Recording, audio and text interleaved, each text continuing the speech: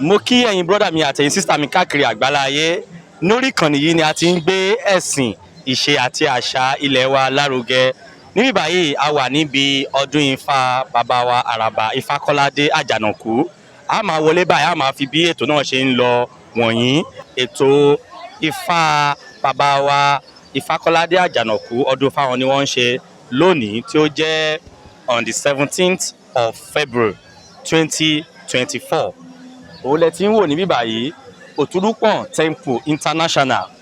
Àjísà Awoire High Chief Ajanaku Ifakolade Araba of Shomolu Bariga and Oluwo Ifa Osiele welcomes you all to his Ifa festival, ọdún Ifá. Lórí ìkànnì yìí inú wa máa ń dùn tí a bá rí tí àwọn babaláwo bá ń ṣe ọdún Ifá wọn. Ìdí nìyí tá a máa fi ń wá láti bá wọn gbé lárugẹ. Ẹ jẹ́ ká wọlé báyìí ká wo kan tí ó ń ṣẹlẹ̀ ní orí ìkànnì yìí. Ọdún Ifá bàbá wa Ifakolade Ajanaku náà ni à ń sọ̀rọ̀ nípa. Ẹ jẹ́ ká wọlé ká wo bí ó ṣe ń lọ.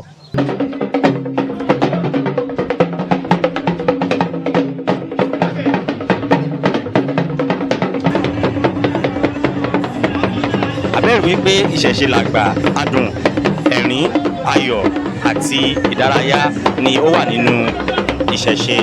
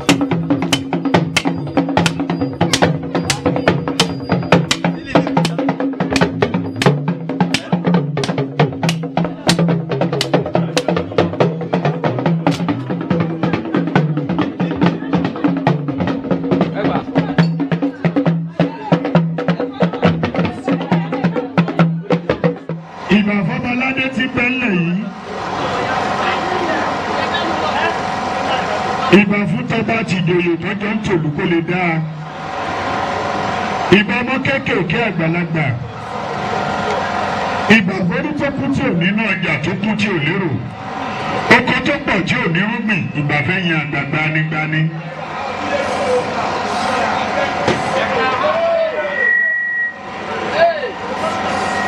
mo kólúwo lọ́tún mo ká gbènà lọ́sì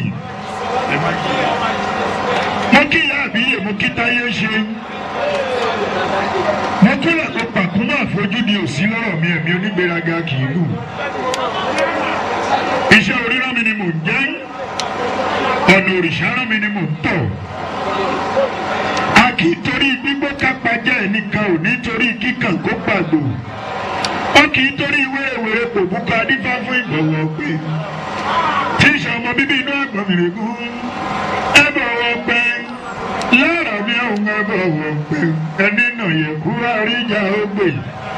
ẹ bọ̀wọ̀ pé lára mi àwọn ẹ bọ̀wọ̀ pé. báyìí bá ti dóde ọlọ́run àkọ́kọ́ kí àwa kí àwọn àgbàlagbà àkíra wa kíkí tó lọ́lá jùlọ nílẹ̀ káàárọ̀ òjíire mo ṣẹlẹ̀ mo bọ́rú mo ṣẹlẹ̀ bọ́yè mo ṣẹlẹ̀ bọ́ ṣiṣẹ́. akú ọdún akú yèdùn bá a ṣe ń péjú ṣe lọ́dọọdún rèé ọdún fa Òtúrúpọ̀ká temple Ifakolade Ajanaku 2024 Araba gbàngbàng gbogbo Ṣómólú.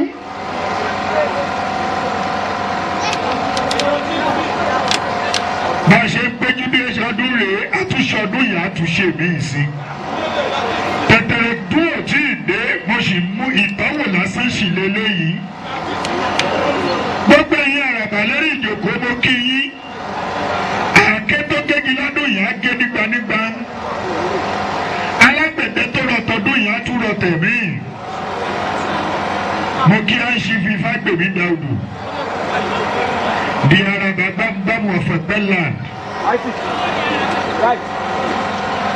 the chairman of the local government bàbá mo kí yín dáadáa ẹ káàbọ̀ sórí ètò yìí torí ìṣẹ̀ṣẹ̀ gbẹ̀mí o èmi forí balẹ̀ fún ṣẹ̀ṣẹ̀ ìṣẹ̀ṣẹ̀ gbẹ̀mí èmi forí balẹ̀ fún ṣẹ̀ṣẹ̀ ṣe bá sì tó bá gbé mi làǹsìn o làǹsìn lákè làǹsìn lóko tàǹsìn lọ́la tó fi délé ọwọ́ ọ̀rọ̀ gan lọ́mọ ògbó o torí gbọ́dọ̀ yọ̀ọ̀yọ̀ ó dẹ kúkú o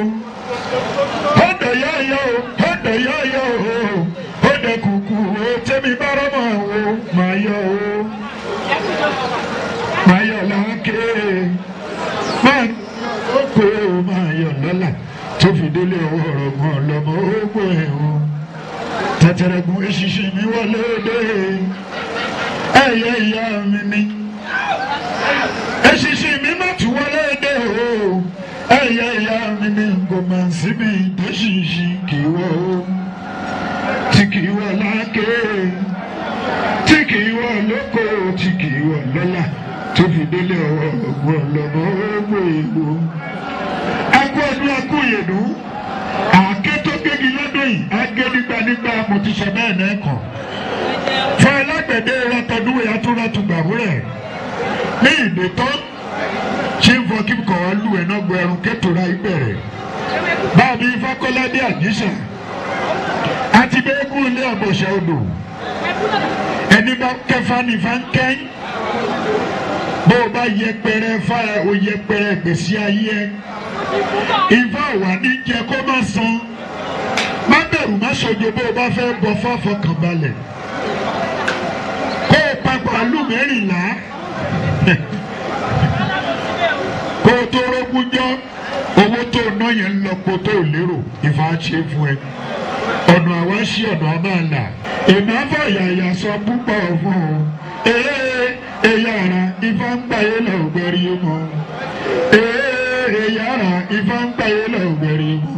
àwọn òyìnbó ń tẹfá lamẹ́ríkà wọ́n ń gbàyé lọ gbẹ̀rì mọ́ èyí ara ifá ń gbàyé lọ gbẹ̀rì mọ́ ìtọ́wò làṣẹrẹ ìrìbí ìdè tán ṣé ń fọ kí n wà sálámọ̀ kí n bá dé tán wà bọ̀ fọ́ tẹ̀tẹ̀rẹ̀ gùdé dédé ẹ bá mi ní kalẹ̀ pàápàá ní mo kí.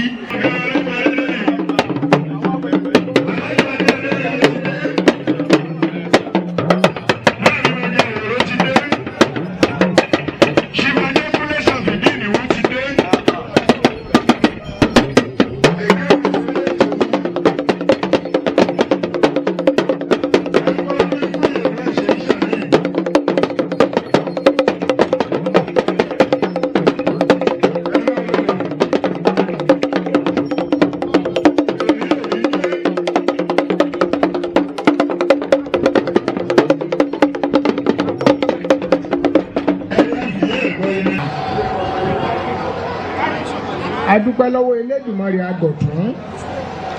ọba adẹ́rẹ́ kálé ayé ọba lónìí ọba lánàá ọba títí ọjọ́ ayé gbére àtìrì kọ̀kọ̀ mọ́tìkà lẹ́yìn àrínúròde olùmọ̀ràn ọkàn àbọ̀ gbogbo tí yọmọ rẹ̀ ní ọ̀fìn Olódùmarè ìgbà tó adúpẹ́ lọ́wọ́ ẹ̀yin tẹ́ sí ẹ̀kọ́ ọjọ́ èní adúpẹ́ lọ́wọ́ onílé adúpẹ́ lọ́wọ́ àlejò adúpẹ́ lọ́wọ́ àwọn ẹgbà arúnmọlẹ̀ adúpẹ́ lọ́wọ́ àwọn arín orúnmọlẹ̀ tí wọ́n mú ọdún tí òní Araba Ifakolade Ifakolade Ajanaku alias Àjíṣà òní fi ọdún ilé ìṣàṣemọ igba ọdún kan ní ọ̀jẹ̀ fún ẹ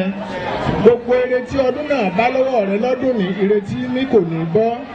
ìrètí kì í mi kò ní bọ́ bá a ṣe ń sun níwúre fún Araba Ifakolade yọkàrí onílé yọkàrí àlejò gbogbo wa tí a fi lé sílẹ̀ láyọ̀ àti àlàáfíà ayọ̀ àti àlàáfíà la máa bá lé wa ọdún tí a wá bá Àjíṣà Araba Ifakolade ṣe lọ́dún ní ọ̀sẹ̀ ní ọ̀jẹ̀ nù tẹ̀mí òní fi ọdún eléyìí ṣàṣemọ òtúrúpọ̀ ká tẹ̀mbù á sọ̀pọ̀lọpọ̀ ọdún ibà ní àsọdúnmọ́dún làwọn àsọdúnmọ́dún àsoròmórò làwọn àsoròmórò àṣèyísàmọ́dún ìsàwọ̀ òró òsìkò adúlábò òdúrà àtẹ̀wọ̀rọ̀ nífẹ̀ẹ́ wọ́n ní ọjà gbọdọ̀ wọ́n ní ọjà gbọlọ wọ́n ní ọjà lọ́dọ̀ tìmùtìmù wọ́n lọ́jà lọ́dọ̀ ọ̀pọ̀n wọ́n lọ́sọdún ọdún tó máa ń yọ ṣe tẹ̀mí ó ní ọdún làárátà ọdún làárọ̀bì ọdún làríjàǹtè lórí ẹ̀gbọ́ngbọ́n bọ́dún bá dún ká máa ríra wa Àjíṣà Araba Ifakolade Ifakolade Ajanaku ọ̀sọ̀pọ̀lọpọ̀ ọdún láyé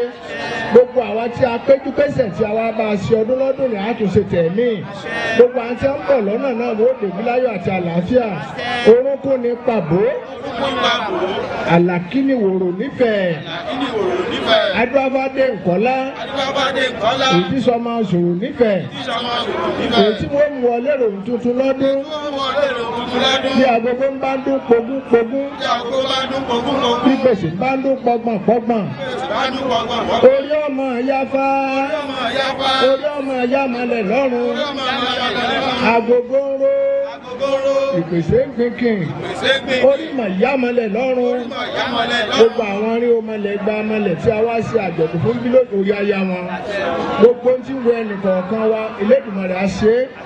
aboyún ilé olùfẹ́ ọmọ abitibitire àgọ́ ọmọ àtọwọ́ àlàbọ̀sùn gbogbo ẹni tí ń wá àfikún ọmọ yọ̀rọ̀ ọmọ rẹ bí gbogbo ẹni tó ń ṣiṣẹ́ iṣẹ́ rẹ ò ní dìṣẹ́ ẹni tó ń ṣòwò owó rẹ ò ní di wókòwòkò gbogbo ẹni tó ń ṣe ìjọba ọkọ̀ ìjọba àdá ìjọba kò ní ṣàlẹ́sẹ̀ gbogbo àtàwọn lọ́dún ní àwọ̀ àtẹ̀mí òtúrúpọ̀ ká òtúrúpọ̀ kó òtúrúpọ̀ kókó bí ẹ̀fọ́ sọ́gi kúrọ̀gún dífá gẹ́gẹ́ bí àti aya rẹ̀ ń dìbò ọ̀pọ̀lọ́ jẹ̀rù ọ̀jẹ̀mí adé afájá abùfẹ́ kùn adé abẹ́kùtẹ́ ilé abùfẹ́ ṣe ẹ̀yìn ọmọdún kẹ́yìn mọ̀mọ̀ rẹ̀ yìí tún jẹ́ ajá ń gbọ́ mẹ́kùn tẹ̀sùn ẹ̀yìn ọmọdún kẹ́yìn mọ̀mọ̀ tẹ̀sùn mọ́ òtúrú pọ̀kánná àgbẹ̀ sówó àgbẹ̀ sọmọ àgbẹ̀ sílẹ̀ gbogbo àtàwọn alọ́dún ní àwà tẹ̀mí ewúrẹ́ fi dúdú sọlá àgbòfin ọ̀rọ̀ ọjà balẹ̀ onígun mọ̀dúmọ̀dú arínúgba ń gbogbo sí ewúrẹ́ fi dúdú sọlá ló kọ́tà àpéfá àgbòfin ọ̀rọ̀ ọjà balẹ̀ lórúkọtà àpògùn onígun mọ̀dúmọ̀dúrú arínúgba ń gbogbo sí lórúkọtà àpèwọ́lẹ̀ ẹ̀lẹ̀ ọmọ kékeré mọ́kànlẹ̀ kílẹ̀ ọ̀pá àgbàlagbà mọ́kànlẹ̀ kílẹ̀ ọ̀pá Ifakolade Ajanaku Araba Somolúbàrígà àti gbogbo wa tá a wá bílọ́dún amọ̀dún amórúkọ wọlé èlò nípa wa kékeré àágbórí ilẹ̀ àjọgbó àjàtọ̀ òde mi ò ní lè mọ́ wa afẹ́jú ní lóṣù aró ọ̀bùnrà rẹ̀ ṣe débi aṣoṣùn lílò ọ̀bùnrà rẹ̀ ṣe débi aṣoṣùn lílò adó abáyé tó korò tó ní àmọ́ jẹun ayé jẹgẹdẹ ayé ń tutù pọ̀ ayé mà ti jẹgẹdẹ ọ̀gẹ̀dẹ̀ tó bá ti pọ́n tó bá ti dẹ̀ ara kì í ní mọ́ ọdún 2024 ara dẹ̀ wá á dẹ Araba Somolúbàrígà á dẹ gbogbo wa lónìí ara òní ni wá ìsàrà ọ̀gbọ́dọ̀ ni wá àwa ò gbọ́dọ̀ rí nira ìran ọ̀gẹ̀dẹ̀ sunkún àti dẹ̀ ara ọ̀gbọ́dọ̀ ni wá ẹ̀yin ń kọ́ ara ò gbọ́dọ̀ ní wá àwa ò gbọ́dọ̀ rí nira ìran ọ̀gẹ̀dẹ̀ sunkún àti dẹ̀ ara gbogbo wa tá a wá síbi ọdún Ifakolade Ajanaku lẹ́nu àtẹ̀ntí ò lè wá fún kíkà àbẹ́kejì ara òní ni wá o àrọ́ dẹ̀ wá gbẹ̀dẹ̀gbẹ̀dẹ̀ ní rọgbẹ́ epo gbẹ̀dẹ̀gbẹ̀dẹ̀ ní rọgbẹ́ àdí àrọ́ rọ̀ wá àrọ́ dẹ̀ wá o ẹ̀làbọ̀rú ẹ̀làbọ̀yè lọ ṣiṣẹ́. ẹ jẹ́ ká ṣe àṣẹ o ẹ ṣàṣẹ dáadáa ẹ ṣe àṣẹ dáadáa o ẹ ṣe bàbá wa Araba bámúbámú gbogbo ìlú Ìlóbù alága aléwélé gbogbo parafa ní Kòròdú ọ̀gá ẹ ṣe bàbá akínyín alòyìn lẹ́gbẹ̀ẹ́ ẹnu àṣeyín pẹ̀lẹ́ akínyín kú àgbà túbọ̀ ju yín dà ẹ̀mí yín àgùn ayé yín ò ní bàjẹ́ bí ọ̀nà gbẹ̀rígbẹ̀ lágbára Ọlọ́run àtúrí yín lọ́dún yìí àtúrí yín lẹ́ẹ̀mí ẹ̀ ní rógùn dádúró bí ọ̀nà Ṣàngó ayé yín ò ní pinyẹ̀kẹ́ bí inú ọgbà máa 12.